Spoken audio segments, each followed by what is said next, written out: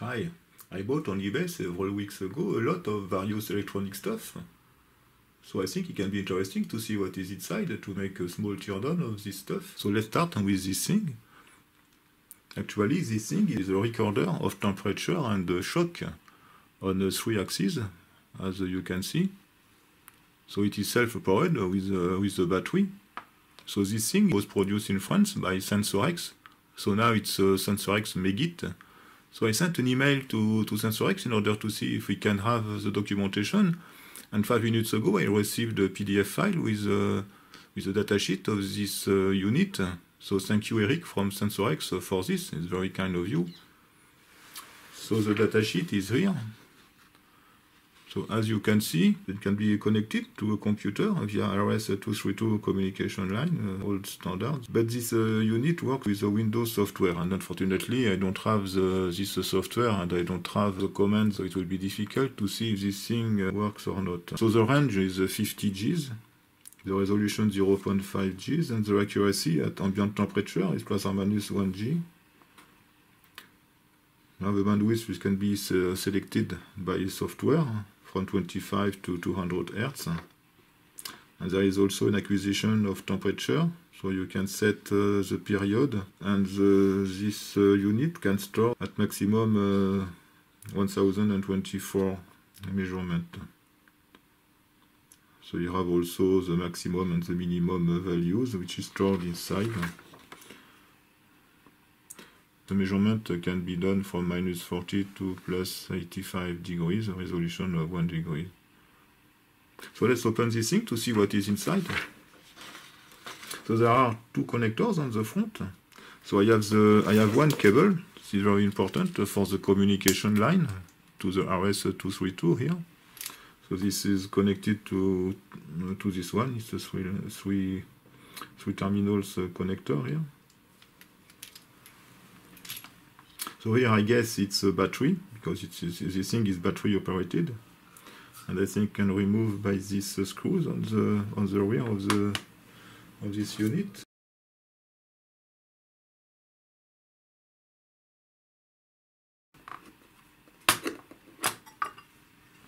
Okay, it's a modern instrument with SMD parts. Try to make a zoom on this thing. So we have here the driver for the RS-232 communication. We have here the microcontroller. It's a classic PIC 16LC73. We found the crystal oscillator here. And here it's a 24LC32, an EEPROM to store all the measurements. And we have here, it's difficult to read, an LM75. It reminds me something, but I don't remember. And we have here a Philips part I cannot read. There are the 3 accelerometers in the bottom side, so let's remove this board.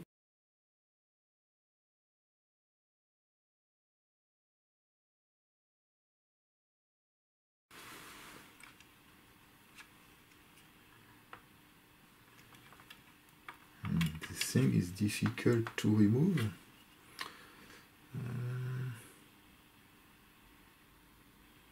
All the screws are removed. Maybe, yes, okay. Need to remove these sockets first.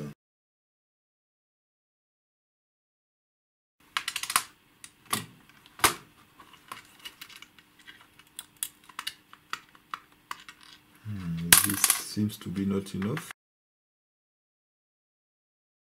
It seems that the accelerometer I may be fixed on the front panel. It is possible that we have some screws on the...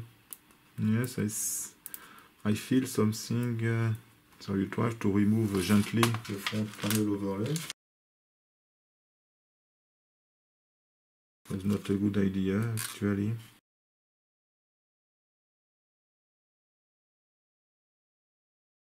So I don't know exactly the reason why I cannot remove this board. It seems very difficult. Maybe they are glued onto the enclosure. So I think will not be possible to go further. So the last packet is this one, so it's heavy stuff. It's a digital indicator with a 420 milliamp output. So this is also old, in 1994. So let's see, inside there are actually different stuff. So we have this limit switch. We have this, which is a kind of timer. Yes, you can select different timings, and we have different stuff here. We have this thing. It's a 420 milliamp transmitter with a transducer input. I have another one with a sticker attached.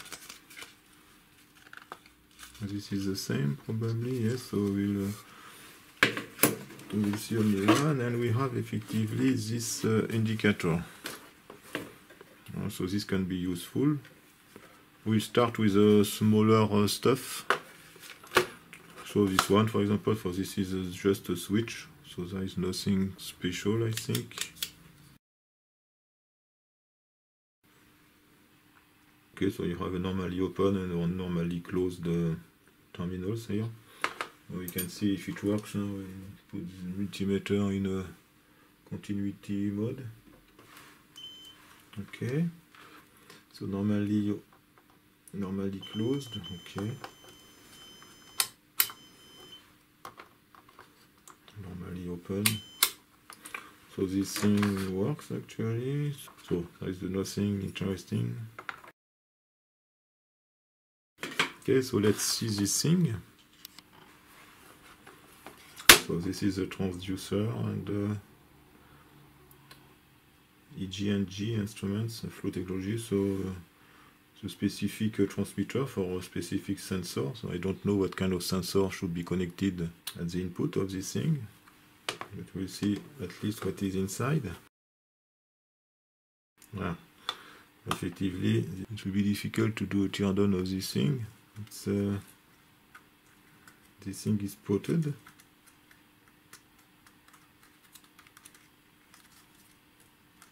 And this is a kind of silicone. It is not a hard material, but we try to, because it seems it is the entire stuff can be removed from the box, I think.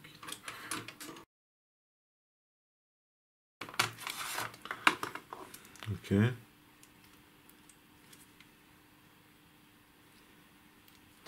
And this, yes, okay. This thing is very old, and actually it can be easy to remove probably this thing.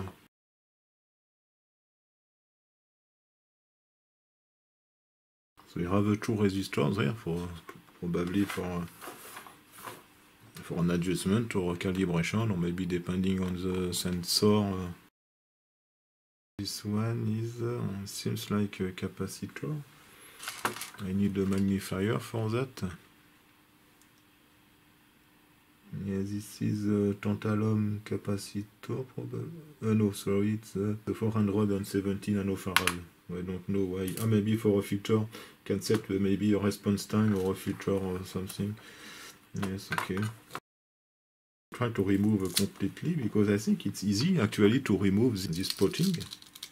You can see that. Okay, you just need to wait 30 years or something like that, and you can remove. So now you have the complete stuff. Try to make a zoom on this thing. Okay. So you have several op-amps. So here we have an HC 4538. And this I cannot see, probably op-amp. I should have a big magnifier somewhere here, but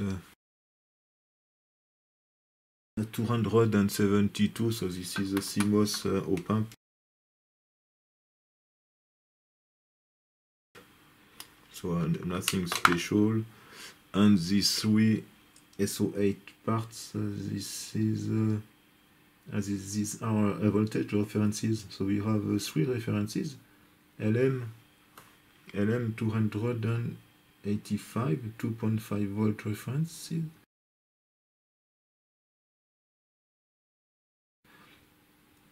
and the third one. So there are 3 voltage reference here.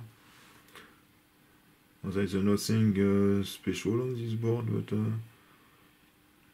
it is strange to have 3 voltage references actually. Maybe I can do a reverse engineering of this thing, can be interesting. The board is small.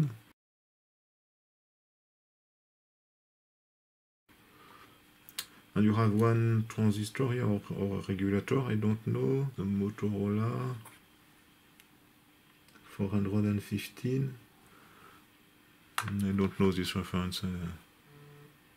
So this is this conducer interface. Okay, let's continue with this little thing. It's a timer, probably. Let's open this thing. It will be complicated, but need a small screwdriver, maybe.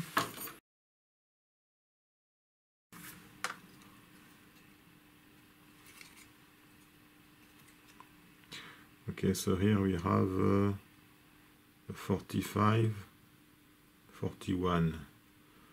I don't know, maybe a timer.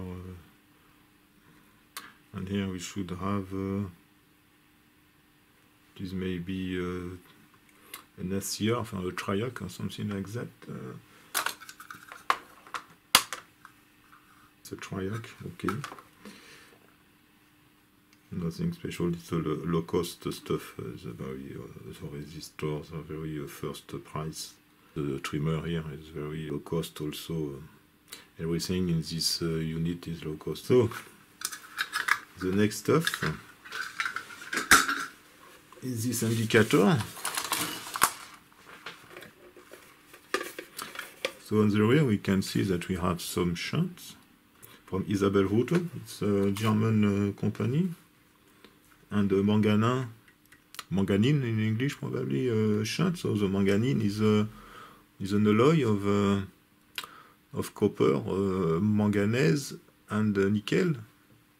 I think the part of the copper is 85%, something like that, and maybe 10% of manganese.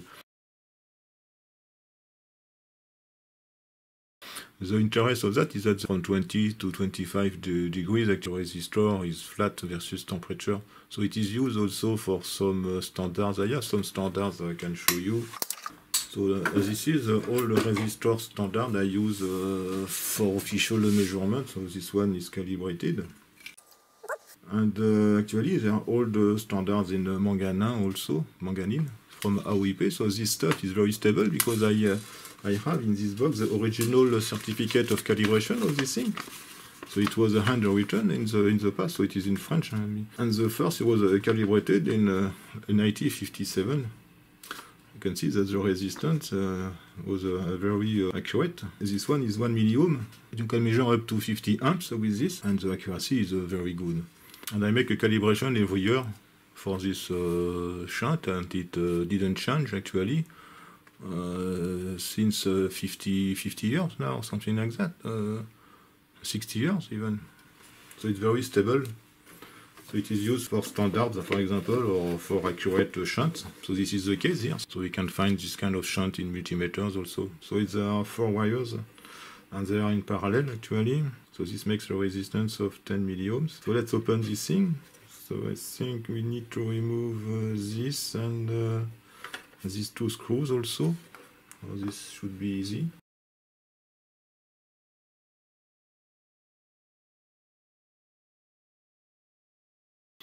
Okay, I will make a zoom on this thing. So it's a nice construction with the 4 boards. You can remove the boards actually. So the main part is this. Okay, it's a classic 7117. So this is a clone of Hong Kong. First it was designed by Intersil, I think, in the past.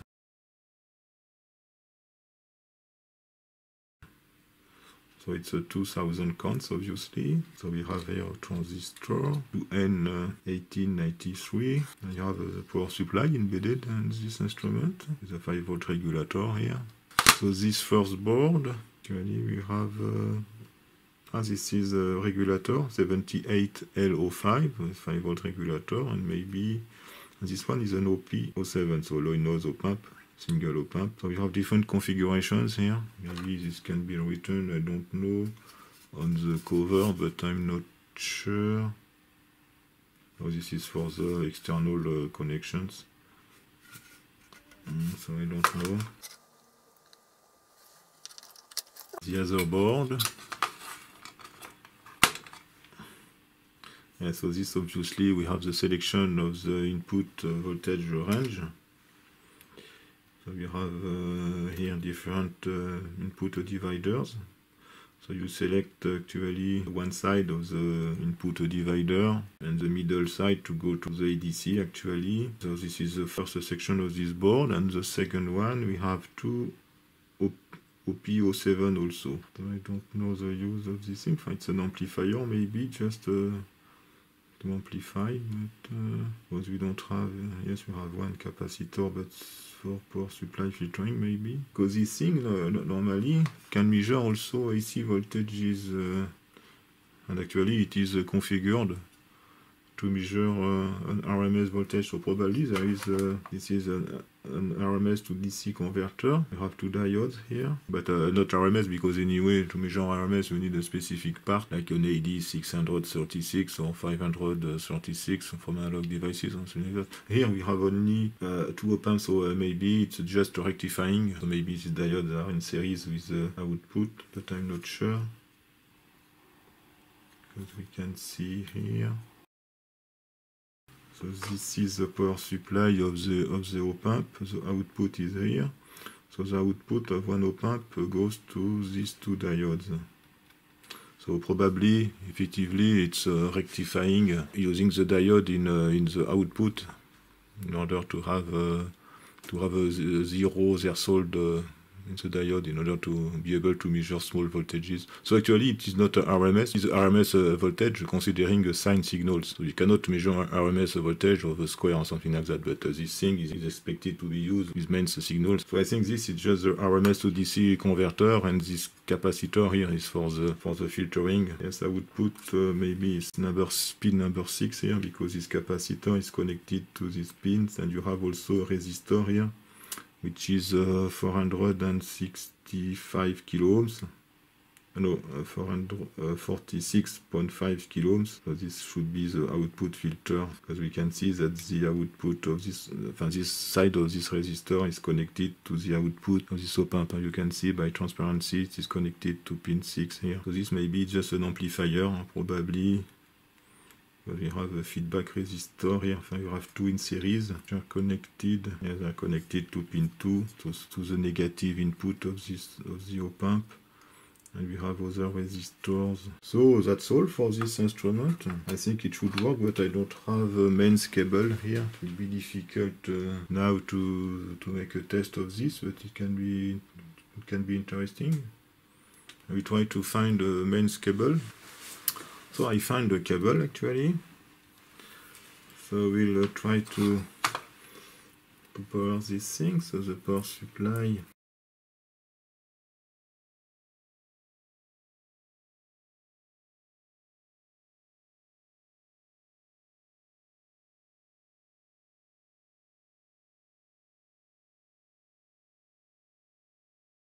So I will power this thing.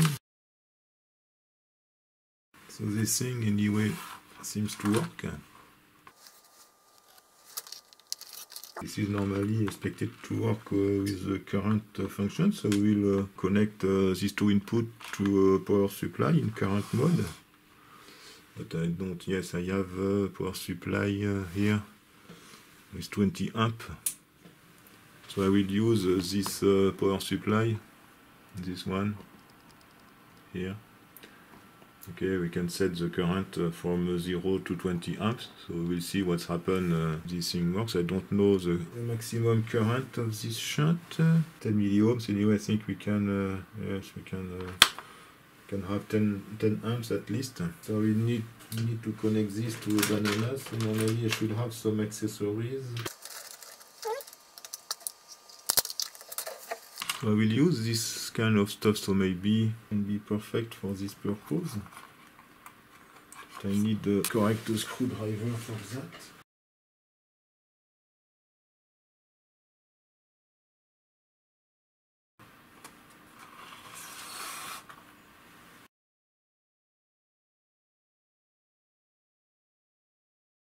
So here I have a current of 0. So this current is 10 amp here, approximately, because the display of this current is not very accurate. So it is strange, there is a scaling factor which is strange, or maybe the shunt are destroyed. We can measure the voltage across the shunt, for example. So what's the input of this thing? So I will take a look also on the multimeter here. So I will connect the multimeter to the input here. So the shunt should be perfect, and we have 0.1 volt for 10 amp at with 10 milliohms, so it is okay. So maybe there is a problem of this on this unit. Maybe we can make some measurements, but it should be difficult. The shunts are quite warm, but so I don't know. I have never used this circuit, so it can be difficult, I think. This seems to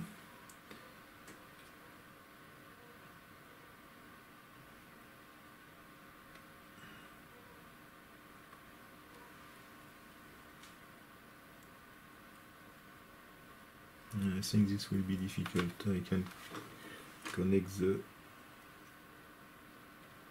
thing to the ground.